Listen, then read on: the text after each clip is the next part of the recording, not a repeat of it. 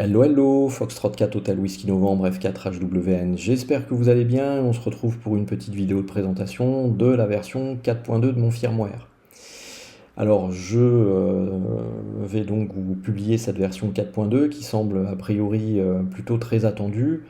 Je reçois énormément de messages par mail ou via les réseaux sociaux. Je vois également énormément de personnes qui parlent de la fonctionnalité de recopie d'écran du Quansheng K5 sur l'écran du PC, sur par exemple les groupes Facebook ou ce genre de choses. Je ne vous cache pas que je pense que cette fonctionnalité est un peu fantasmée par certains, mais effectivement, ça va être la grosse évolution de cette version 4.2. Alors, néanmoins, je n'ai pas fait que ça non plus dans cette version 4.2 de mon firmware. J'ai commencé d'abord par retravailler les scripts de compilation. C'est une étape importante dans le process donc de création et de génération des différents firmware. C'est une étape stratégique. Ça me fait gagner du temps. Donc voilà, j'ai retravaillé un petit peu ces scripts. Ça fait partie un peu de la partie invisible de l'iceberg, hein, du développement de ce firmware depuis maintenant 1 an et demi.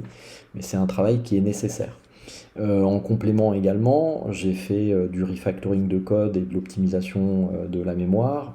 Comme à chaque fois, c'est aussi absolument nécessaire de le faire puisque c'est ce qui permet de gagner quelques précieux octets par-ci par-là.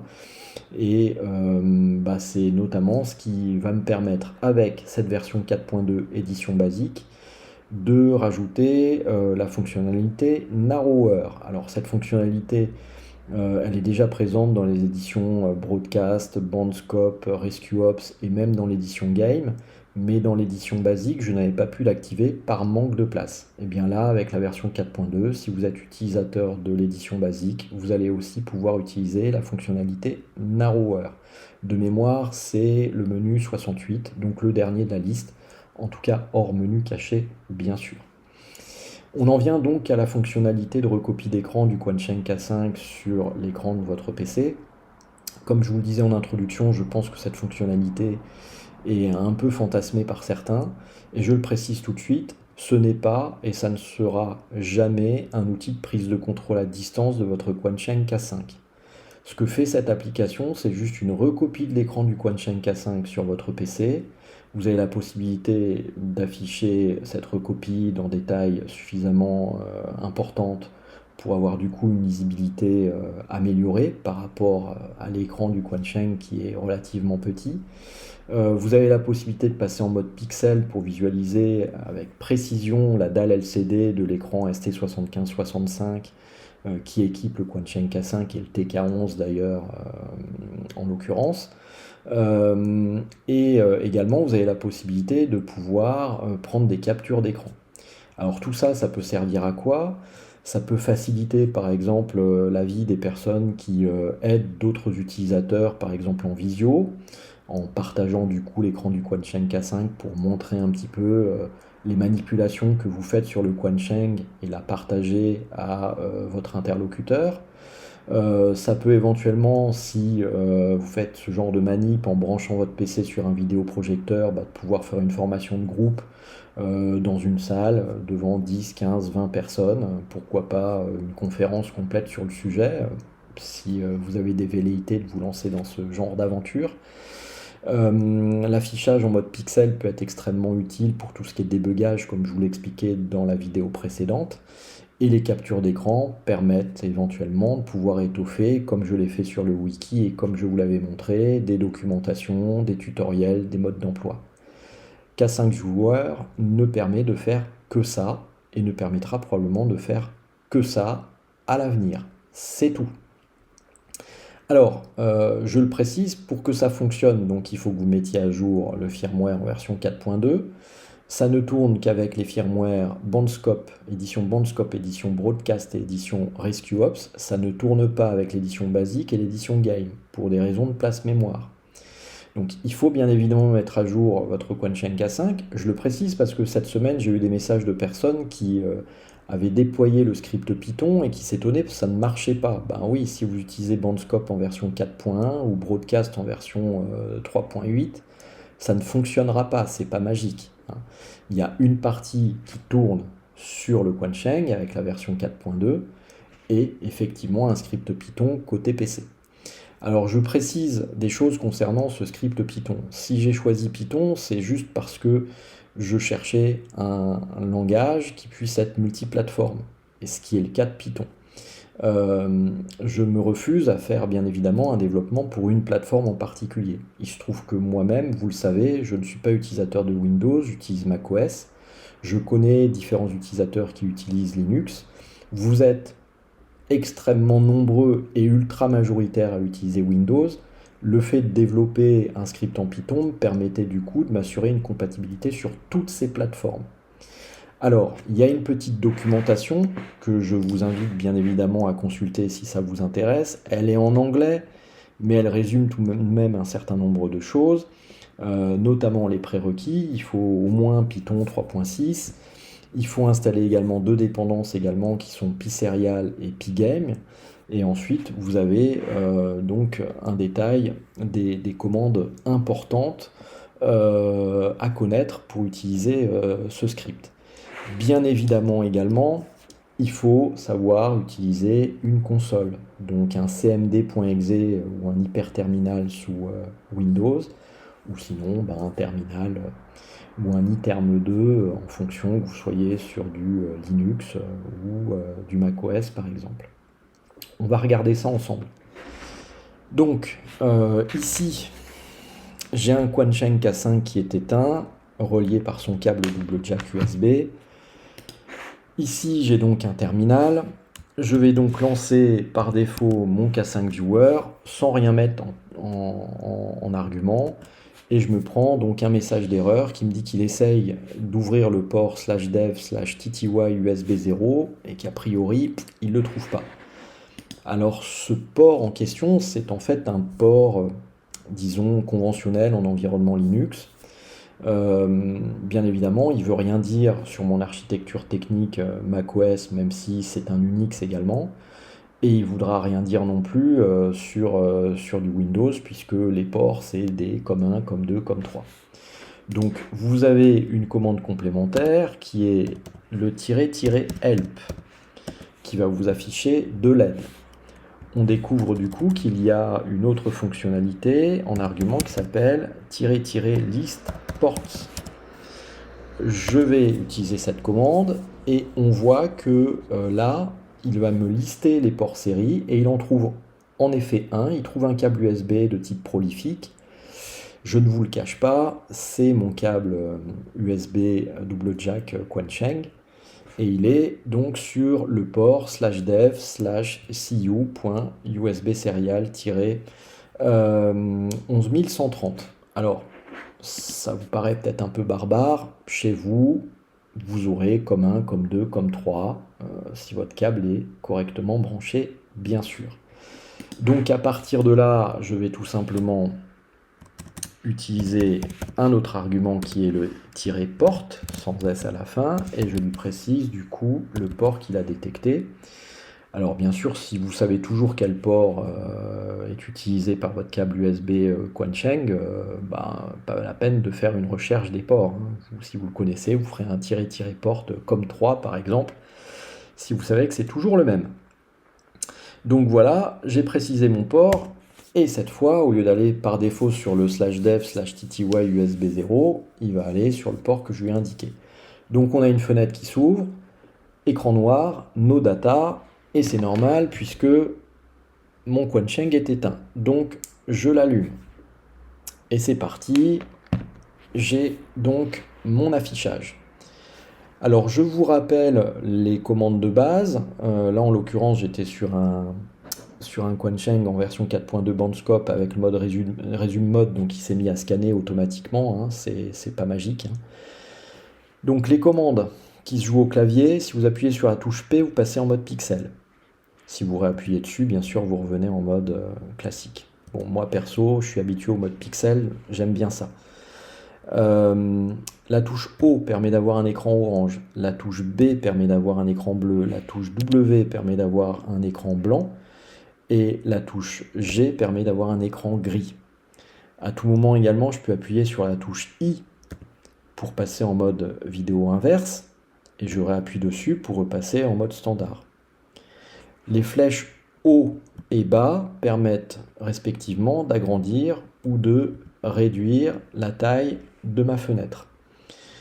Et je peux ensuite, à tout moment, appuyer sur la barre d'espace pour prendre une capture d'écran.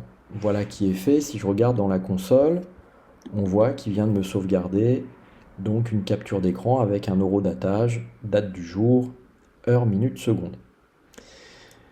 L'ultime commande, c'est la touche Q pour quitter. Voilà, ça permet de quitter l'application proprement. Donc voilà pour l'utilisation du script Python K5Viewer à donc exécuter côté PC. Alors, petite surprise, bon, j'ai bien conscience que pour certains, installer Python, installer les dépendances, Pyserial, Pygame, même si je sais que certains ont déjà réussi à le faire, parce que j'ai reçu des messages de personnes qui avaient déjà testé cette fonctionnalité. J'ai conscience néanmoins que c'est une approche qui va s'assimiler pour certains à l'épreuve des poteaux dans koh. Bref, l'aventure, ça va être le drame, la panique, l'utilisation de la console, un cmd.exe, un hyperterminal ou ce genre de choses, ça va être l'enfer. Je vais recevoir des tonnes de messages. Je vous cache pas que je suis passé un peu par une phase de doute, même si je sais que la majorité vont s'en sortir, ça va être problématique pour certains. Donc il se trouve, et c'est un peu la surprise du jour, que je vais vous proposer une deuxième solution. Alors, vous le savez depuis le début, je vous ai toujours encouragé à utiliser Chrome pour flasher votre firmware. Alors je sais que certains n'aiment pas et se refusent à utiliser Chrome, bah, tant pis pour eux, ils utiliseront Python. Mais Chrome a comme souplesse de pouvoir gérer des connexions série.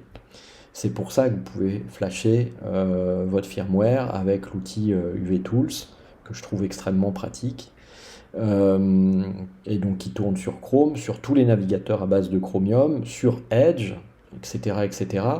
Et je vous le cache pas également, ça fonctionne aussi avec du Firefox, qui est pourtant un moteur complètement différent, mais il faut un petit peu bidouiller. Mais je l'ai déjà fait, il n'y a aucun problème là-dessus. Je ne vais pas rentrer dans les détails parce que je vais en perdre un certain nombre et c'est pas le but de cette vidéo. L'idée en fait, je me suis dit, est-ce que je pourrais pas développer un K5Viewer en environnement web comme l'UV-Tool pour flasher. Donc voilà ce que ça donne. Vous avez donc ici le K5Viewer en version web. Alors on retrouve une présentation extrêmement simpliste. Là j'ai toujours mon Quansheng, je vais l'éteindre. Qu'est-ce qu'on voit? On voit un gros bouton connexion. Le bouton déconnexion n'est pas activable pour l'instant puisque je ne suis pas connecté. Un bouton aide, un bouton qui permet de passer en mode jour-nuit, l'affichage, et un bouton ici qui permet de choisir différentes langues. Donc, vous avez le titre ici, et ici un message d'information qui dit prêt à se connecter. Donc on va faire un clic sur le bouton connexion, on a donc la liste des ports série, on retrouve du coup mon CU.USB serial-11130, pour vous ça sera comme 1, comme 2, comme 3, comme sur UV-Tools, c'est pareil, et je clique sur connecter.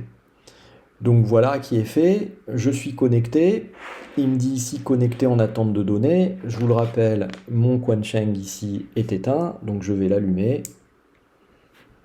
Et voilà. Donc vous avez du coup l'écran qui s'affiche.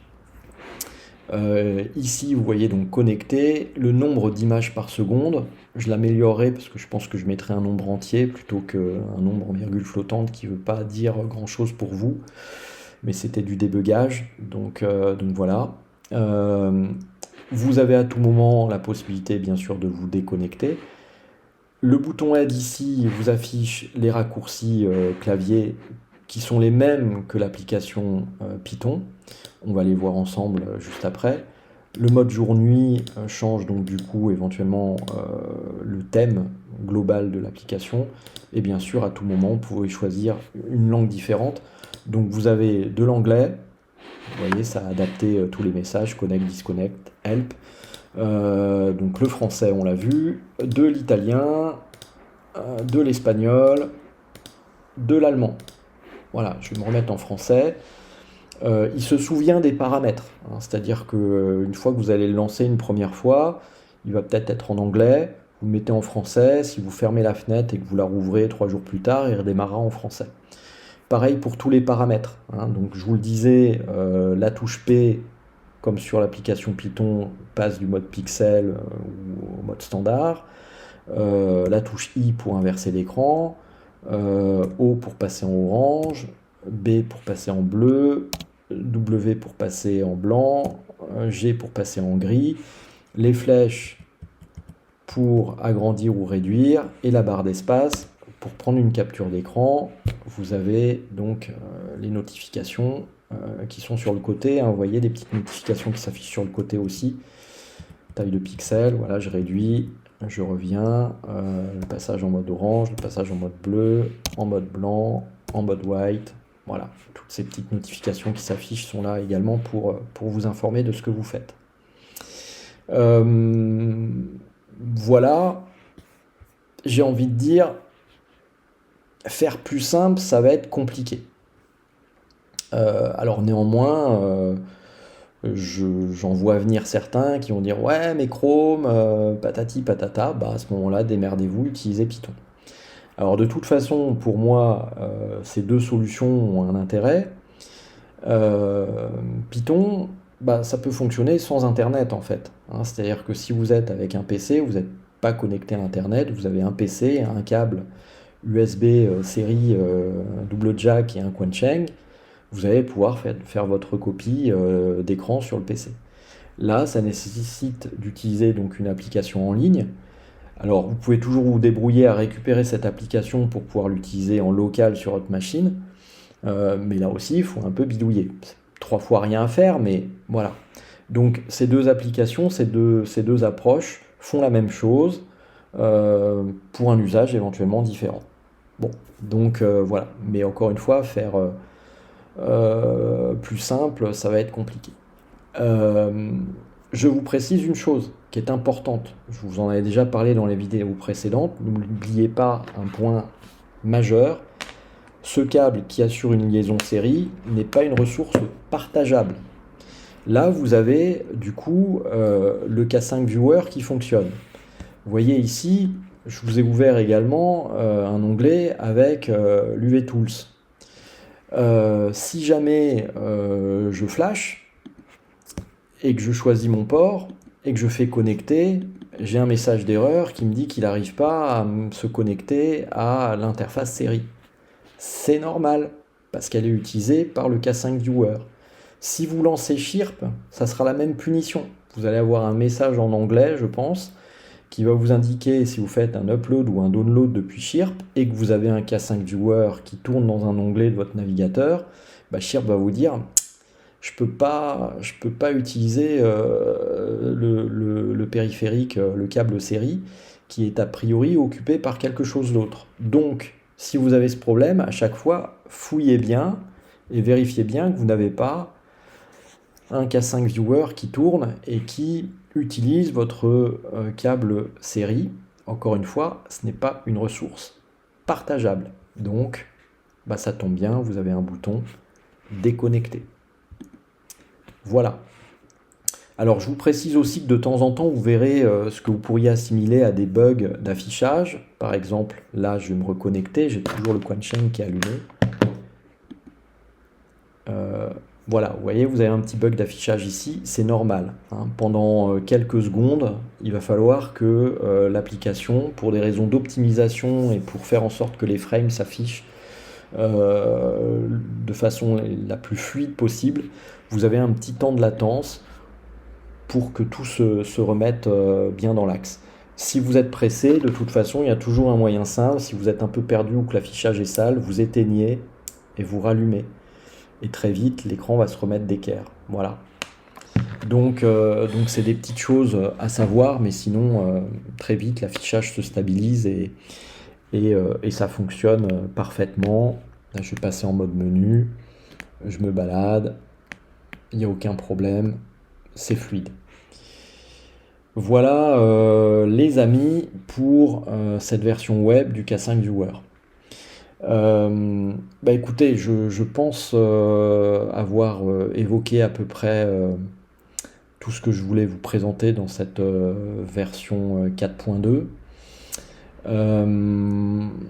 Bah, comme d'habitude, en fait, sous la vidéo, vous allez trouver la description. Je vous invite vraiment à la lire parce que je vais y mettre un certain nombre de liens.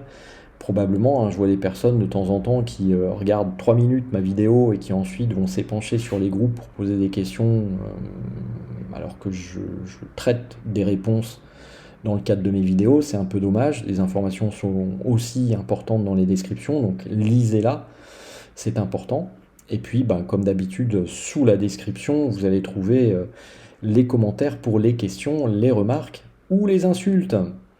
Voilà, bah écoutez, je pense avoir fait le tour. J'ai dû être une fois de plus extrêmement long, mais j'essaye toujours d'être le plus exhaustif possible. D'ici là, bah écoutez, prenez soin de vous, prenez soin de vos proches. Bonnes vacances pour celles et ceux qui y sont. Bon courage pour le pro, pour celles et ceux qui sont encore au travail, ce qui est mon cas. Et puis on se retrouvera à l'occasion d'une prochaine vidéo quand j'aurai des choses à peu près intelligentes à vous dire. Ah, je vais vous balancer quand même un petit scoop pour finir. Je vous mettrai peut-être d'ailleurs un petit visuel quelque part par là. Il y aura probablement bientôt un nouveau modèle du VK5. Je vous avais laissé entendre que Quansheng ne comptait pas abandonner l'UVK5. Ils auraient tort de le faire d'ailleurs.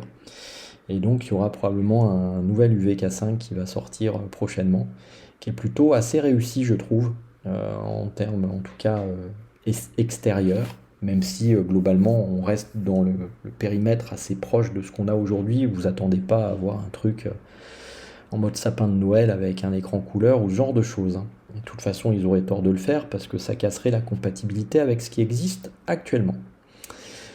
Voilà, eh bien écoutez, merci à tous, merci pour votre soutien, et donc à très bientôt à l'occasion d'une prochaine vidéo avec grand plaisir comme d'habitude.